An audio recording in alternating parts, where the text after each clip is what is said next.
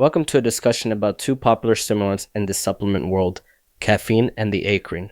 This presentation examines how these compounds differ in their effects on energy, performance, and recovery.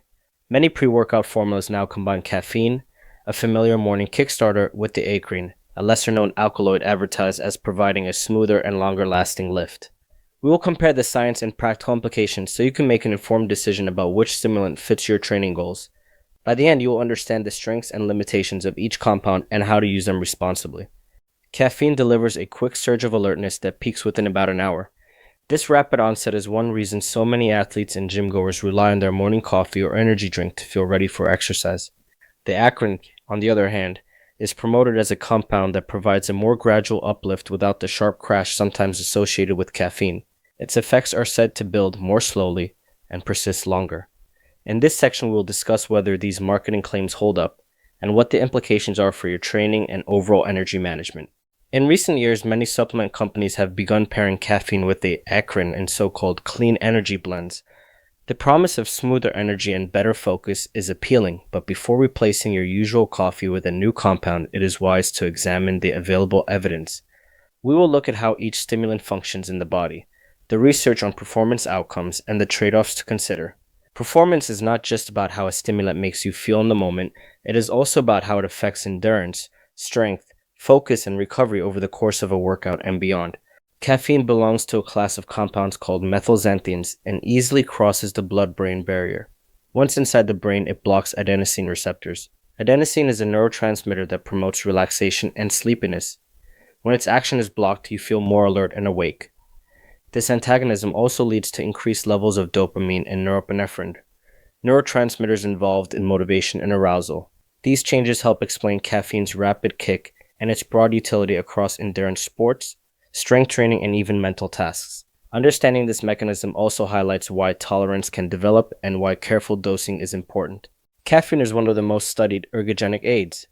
At doses as low as 2 or 3 milligrams per kilogram of body weight, it can enhance endurance performance by reducing time to completion. It has been shown to improve strength, endurance, movement velocity, and power output in resistance exercise, particularly in individuals who do not habitually consume high amounts. Beyond physical performance, caffeine supports mental clarity by increasing alertness, sharpening focus, and lowering perceived exertion. These benefits span both aerobic and anaerobic activities, making caffeine a versatile ally for many athletes. There is an effective range for caffeine intake. Most studies support doses between 3 and 6 milligrams per kilogram of body mass for performance benefits. Some individuals may respond to lower amounts around 2 milligrams per kilogram, while doses near 9 milligrams per kilogram rarely provide extra benefit and tend to increase side effects. After ingestion, caffeine peaks in the blood within 30 to 60 minutes. It then declines with a half-life of roughly 3 to 6 hours. This rapid rise in moderate clearance allows athletes to time their intake close to their workout to capitalize on the peak effect, while still allowing the stimulant to clear before bedtime if taken in the morning. While caffeine is safe for most people, high doses can lead to unwanted symptoms. Intake above about 5 milligrams per kilogram may produce jitteriness, anxiety, gastrointestinal discomfort, or elevate heart rate and blood pressure. Because caffeine stays in the body for several hours, consuming it late in the day can interfere with sleep. Tolerance can develop with regular use, which means you may need more to achieve the same effect, though increasing the dose can amplify side effects. The best approach is to use the lowest effective amount. Time your intake earlier in the day and cycle periods of lower consumption if you feel your sensitivity waning. The Theacrine, chemically known as 1,3,7,9-tetramethyl-uric acid, is a purine alkaloid found in Camellia kucha leaves. Structurally similar to caffeine, it is thought to act on adenosine and dopamine pathways as well, though the specifics remain less defined. Supplement brands market the Theacrine as a stimulant that provides smoother, longer-lasting energy with minimal habituation. Because it is relatively new compared with caffeine, there is less research on its exact mechanisms and long-term effects. However, early studies and user reports suggest a milder onset of stimulation and a more sustained feeling of alertness. The Theacrine differs from caffeine in how quickly it is absorbed and how long it stays in the body. After ingestion, the Theacrine reaches its peak concentration roughly 2 hours later, much slower than caffeine's 30 to 60-minute peak. Once absorbed, it has a long half-life, ranging from about 16 to 26 hours. This extended duration means that a single dose may continue to exert effects well into the next day.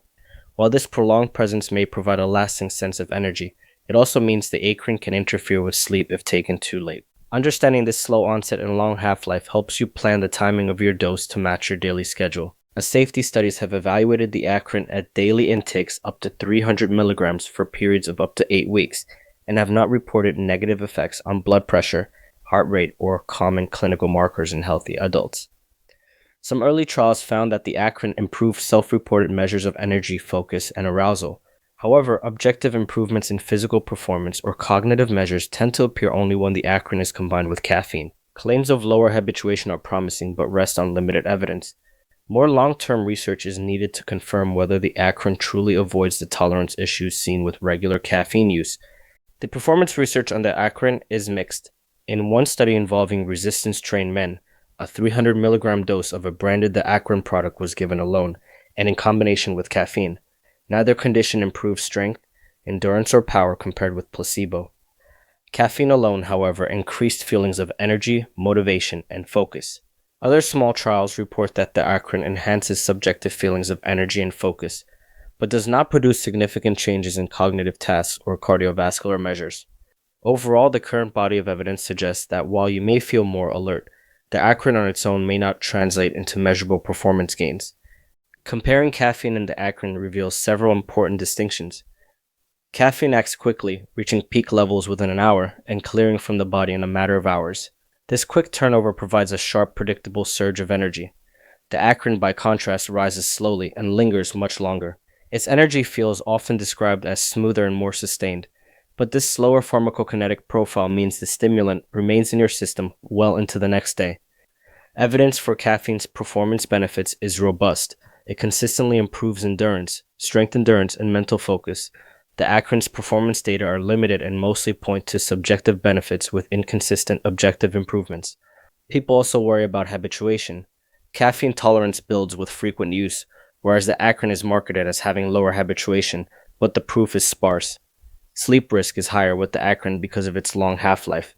In terms of best use cases, caffeine suits situations where you need a rapid boost and are comfortable timing your intake around sleep, whereas the Theacrine may appeal to those seeking a milder but longer-lasting feeling of alertness.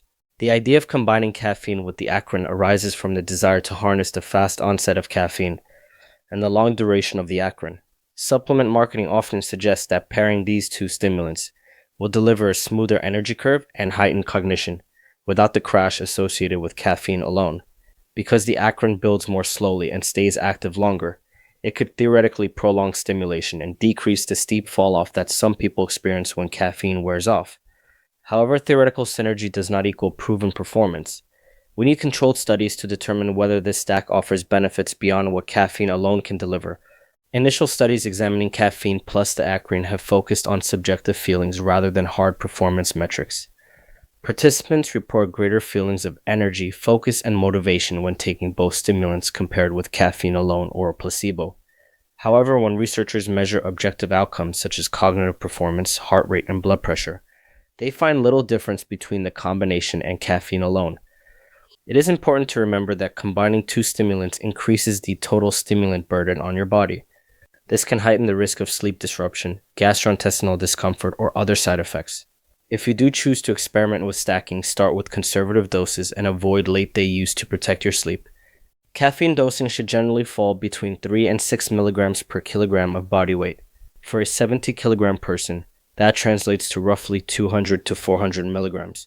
It is wise to start at the lower end around 2 milligrams per kilogram and increase only if you feel the need and tolerate it well. The Theacrine is typically sold in dosages of 200 to 300 milligrams. There is no widely accepted milligram per kilogram guideline, so follow product instructions and begin cautiously. Always test your response during training rather than on competition day, and avoid consuming high doses of both stimulants at the same time until you know how your body reacts. Timing is crucial when using stimulants. Caffeine should be consumed about 30 to 60 minutes before exercise to allow it to peak as you begin. Because caffeine's half-life is 3 to 6 hours, it is best to avoid taking it within 6 to 8 hours of bedtime to prevent sleep disturbances. The Theacrine, on the other hand, peaks roughly 2 hours after ingestion and lingers for up to a full day. This means you should avoid afternoon or evening doses if you value your sleep quality. When combining the two, Coordinate your intake so that the combined stimulant effect supports your training session without interfering with rest and recovery. Caffeine is well suited for athletes seeking proven improvements in endurance, strength endurance, and high-intensity performance. It is also beneficial for those who need a quick burst of energy before a race, match, or heavy training session. People who are comfortable consuming moderate doses and can manage the timing around their sleep schedule are good candidates. Because caffeine's benefits are well supported by research, it should remain the first choice for individuals who prioritize performance in sport or exercise. The TeaCrine may appeal to individuals who are sensitive to the rapid surge that caffeine provides, or who dislike the jittery feeling that sometimes accompanies it. Because the TeaCrine builds more slowly and is said to provide a smoother lift, it might be useful for athletes performing prolonged mental tasks, studying, or other activities where sustained focus is desirable. It may also attract early adopters interested in experimenting with emerging ingredients. However, remember that performance evidence is limited, so the TeaCrine should be considered an adjunct rather than a replacement for caffeine until more research is available. There are several misconceptions about these stimulants. One myth is that the Theacrine never leads to tolerance. In reality, the data on habituation are limited. It may offer lower tolerance relative to caffeine, but long-term studies are sparse. Another myth is that caffeine always produces a crash. Proper dosing and timing minimize the crash. It is often high doses or poor sleep hygiene that cause the hard come down. A final misconception is that stacking caffeine and the Theacrine guarantees superior performance. While subjective feelings of energy may improve when the two are combined, objective performance data do not support the idea that the stack is markedly better than caffeine alone. Distinguishing myths from facts helps you make informed supplement decisions. When using stimulants, safety should always come first. Avoid stacking multiple stimulant products without professional guidance, and keep track of your total intake to prevent accidental overconsumption. Individuals with anxiety disorders, high blood pressure, heart rhythm problems, pregnancy, or sleep disorders should be cautious or avoid stimulants altogether. These compounds can exacerbate underlying conditions or interact with medications. When in doubt, consult a healthcare professional before adding caffeine or the Theacrine to your regimen. Moderation and self-awareness are key to safe use. To summarize, caffeine's ability to block adenosine receptors yields rapid and well-supported performance benefits across a wide range of activities. An effective dose sits between 3 and 6 milligrams per kilogram, and careful timing allows you to harness its peak while avoiding sleep disruption. The Theacrine is a structurally related compound that peaks later and stays in your system much longer. It appears safe in moderate amounts and may enhance subjective feelings of energy, but objective performance data are limited. When selecting a stimulant, prioritize substances with proven efficacy, control your dosage and timing, and safeguard your sleep and recovery. Marketing claims should never outweigh established evidence. In the end, caffeine remains the gold standard for athletic performance. Its fast-acting nature, potency, and extensive scientific validation make it a reliable option for most athletes. The Theacrine offers a smoother, longer-lasting stimulation that may be appealing, and it shows a promising safety profile, but its ergogenic benefits are not yet proven. Use caffeine when performance and evidence matter. Consider the Theacrine for times when a subtle and prolonged energy lift is desirable, but remember that emerging evidence is not the same as solid proof. A thoughtful approach that matches your goals and respects your physiology will serve you better than chasing the latest trend.